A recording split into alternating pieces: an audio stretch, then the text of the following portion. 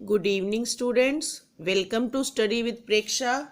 आज हम आपके लिए लाए हैं कक्षा 8 सामाजिक विज्ञान कार्य पुस्तक पाठ 7 में क्रियाकलाप 3 पेज नंबर 40 पर निम्नलिखित प्रश्नों के सही उत्तर चुनिए।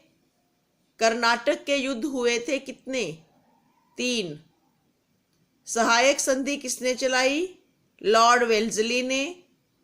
1498 ईस्वी में वास्को डी गामा भारत आया और कहाँ पहुंचा? कालीकट में।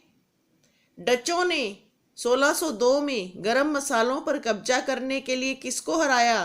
पुर्तगालियों को। भारत से सबसे अंत में जाने वाली यूरोपियन शक्ति कौन सी थी? इंग्लैंड, क्योंकि अंग्रेज ही भारत से 1947 में गए थे। आओ ज्ञान बढ़ाएं। हमारे आसपास के क्षेत्र में कौन सी यूरोपियन कंपनी स्थापित थी?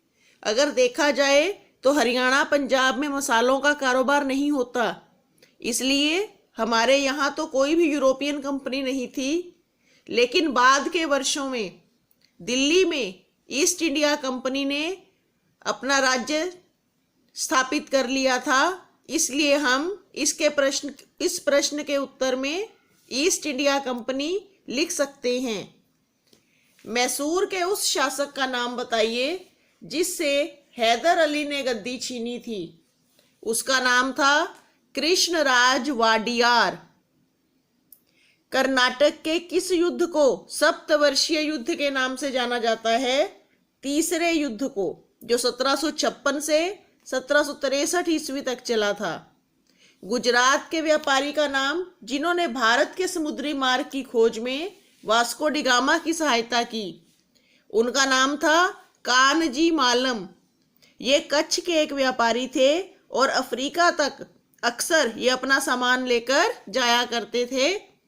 वास्को डी गामा की इनसे मुलाकात कच्छ में ही हुई थी, साउथ अफ्रीका के एक शहर में हुई थी, और वहां से ये कानजी मालम के साथ ही भारत तक आया था। कौन सी शताब्दी में भारत और मध्य एशिया के मार्ग में बाधा आनी शुरू हुई? 15वीं शताब्दी में। अरबों ने इस मार्ग पर कब्जा कर लिया और भारी कर लगा दिए। नाना फडणवीस की मृत्यु किस युद्ध के दौरान हुई? नाना फडणवीस की मृत्यु किसी युद्ध के दौरान नहीं हुई थी।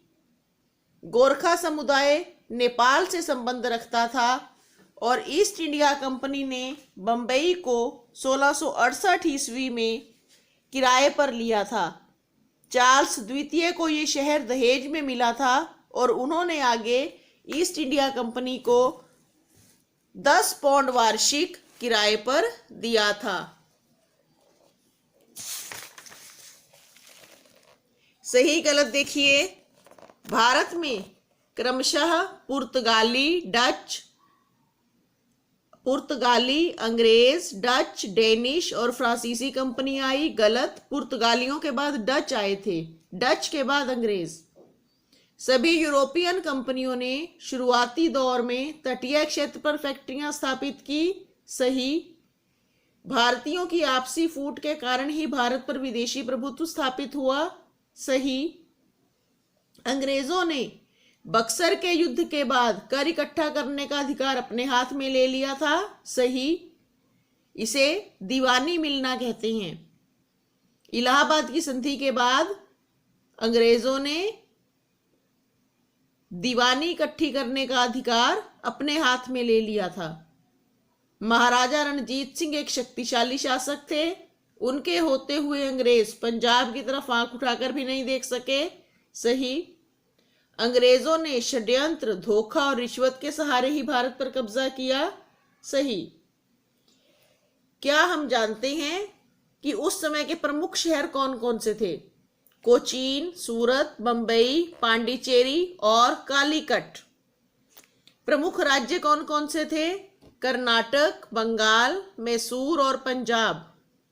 प्रमुख 2 युद्ध कौन से हुए? एक प्लासी का युद्ध जिसने ईस्ट इंडिया कंपनी के भारत में पैर जमा दिए, और कर्नाटक का तीसरा युद्ध, मैसूर का चौथा युद्ध जिसमें टीपू सुल्तान की मृत्यु हो गई और अंग्रेज दक्षिण भारत पर काबिज होने में सफल हो गए।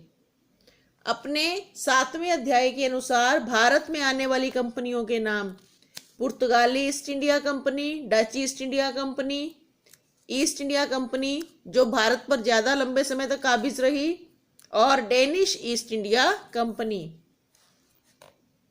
चारों आंग्ल मैसूर युद्ध में अंग्रेजों के विरुद्ध लड़ने वाले शासक: पहले 2 युद्ध में लड़े हैदर अली जो दूसरे युद्ध में शहीद हो गए, तीसरे और चौथे युद्ध में टीपू सुल्तान जिन्हें भारत का शेर भी कहा जाता था, और चौथे युद्ध में टीपू सुल्तान मारे गए। भारत के मानचित्र में हमने ये नगर दर्शाने हैं: सूरत, गोवा, बंबई, कालीकट, मछलीपट्टनम, हुगली और कासिम बाजार। ये इधर इस मानचित्र में हमने ये सारे नगर दर्शाए हैं। सूरत राजस्थान में है, बंबई महाराष्ट्र में, गोवा ये अलग से, कालीकट केरल में है, मछलीपट्टनम आंध्र प्रदेश में, कासिम बाजार और हुगली पश्चिम बंगाल में कलकत्ता के पास हैं। तो आशा करते हैं ये वीडियो आपको पसंद आया होगा। देखते रहें और सब्सक्राइब करें स्टडी विद प्रेक्षा 5483। धन्यवाद।